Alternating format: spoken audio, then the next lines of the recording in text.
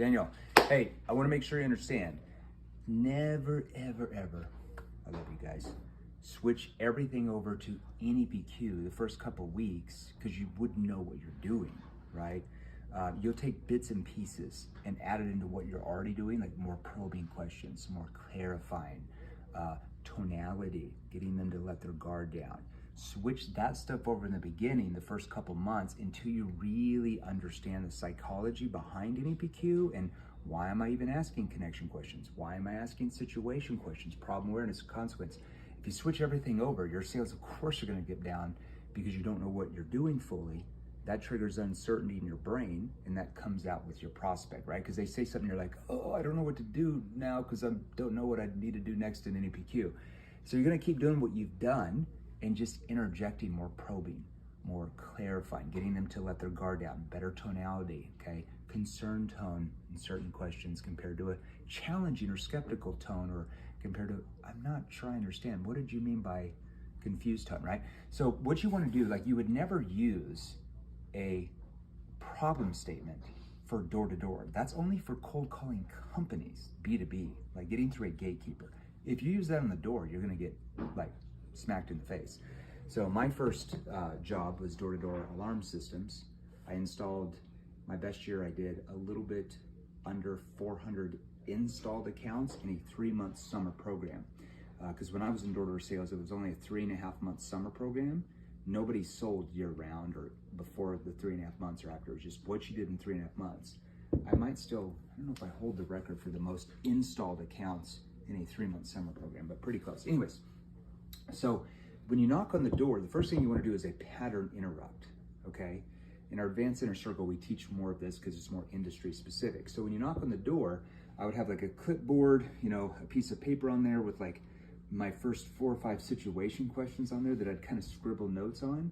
Had a tape measure, wear a construction vest. I did not look like a salesperson. That's a pattern interrupt in itself, because if you knock on the door and they come, they look at you. If you look like all the other salespeople that knock on the door selling them anything, they automatically, the resistance is already up. So I already did a pattern interrupt by just having a construction vest on because they thought I was a meter reader or a construction person. That's one thing.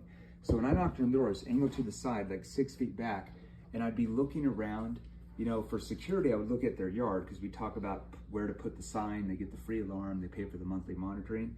If we train solar or roofing people, we're having them kind of look at the roof or kind of like that, like they're confused. If I'm pest control, depending on where you sell out, let's say if you're selling in North Carolina and there's like fire ants out there with mounds, I'm looking more at the yard.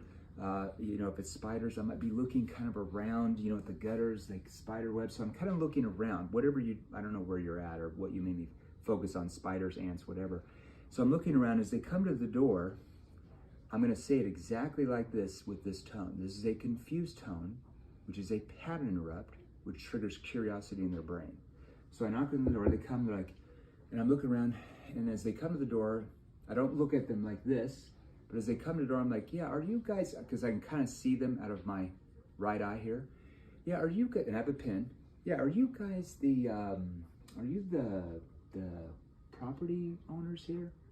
Yeah, we're the property owners. What's going on? Right there is how you're going to start. That is a pattern interrupt. They're automatically engaged. They're not like salesperson slamming the door. And then probably what I would do is go into more of what you do now. Okay, like what you're actually saying, but you need to slow it down. Don't say it so fast. Like a lot of pest control companies are turning like, yeah, I'm just with the route manager, we're out here, blah, blah, blah, blah, blah. And they go right into their solution too quick. And then it's like either yes or no, and it's over, okay? So as I knock on the door, yeah, are you guys the property owners here? Look at my facial expression, confused tone. Confused tone, they come to my rescue, and they're like, yeah, we're the homeowners, what's going on, okay? And they're like, yeah, I don't have much time to talk. I've got another appointment in a couple of minutes, but I'm out here, and you can kind of go into what you say now. I don't know exactly what you say now. We train one company, Ruse, and we train tons of pest control salespeople. We're in 2.0 and 3.0. I think we've had some go through Inner Circle. I'd have to look at their scripts, but don't use the B2B problem statement. That is not going to help you knocking on doors. So anyways, hope that helps you, man.